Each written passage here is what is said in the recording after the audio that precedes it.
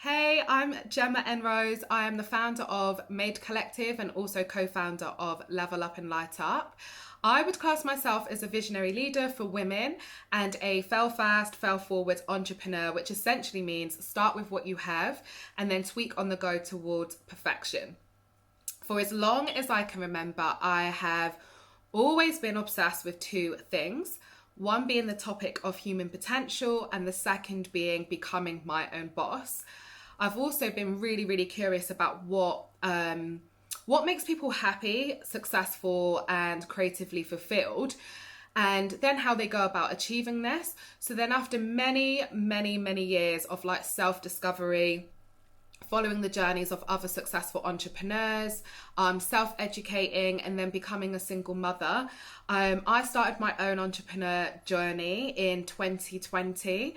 And since then, I have left my 9 to 5 job. And I feel like I truly kind of now understand what it means to maximize my potential. In my business and in life, I adopt three things which I feel are super important. One being positive optimism, second being making growth like the ultimate goal, and then the third thing is acting with imperfect knowledge, and then pivot on the way.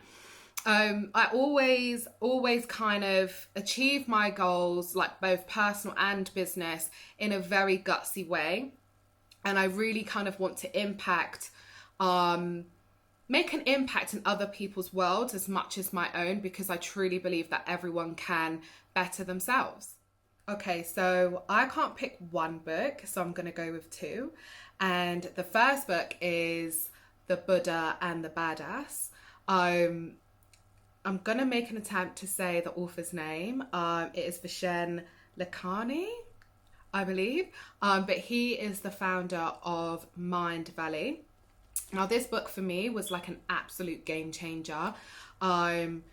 It's what I got from this book, because I feel like everybody takes something different from books, is really what the true meaning of having a vision and mission is in your business.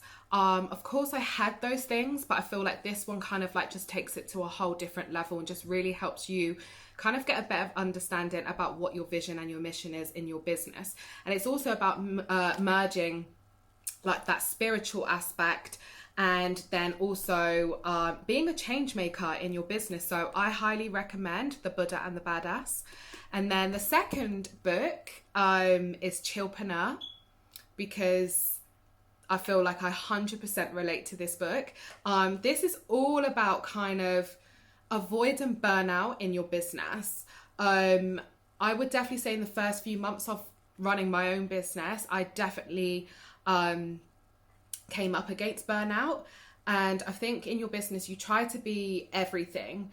You're trying to leave that 9 to 5 job, and you want to get there quick, right? So you take on so much, and especially like myself, I didn't have anybody growing up kind of guiding me, letting me know kind of how to run a business or how to be an entrepreneur. So I was figuring everything out myself. So I was doing everything. But this book kind of really helps you to build a business model that fits your personality, the way you work, and obviously in a very chill way. So yeah, this book again was like an absolute game changer. So that's Chillpreneur by Denise Duffield Thomas. Okay, so I love this question because I feel like everyone has their own way of developing their self, their personal growth. But for me, there's three kind of like core things that I do on a daily basis to help with my own growth in my business. So one being sleep, and I say that with no shame.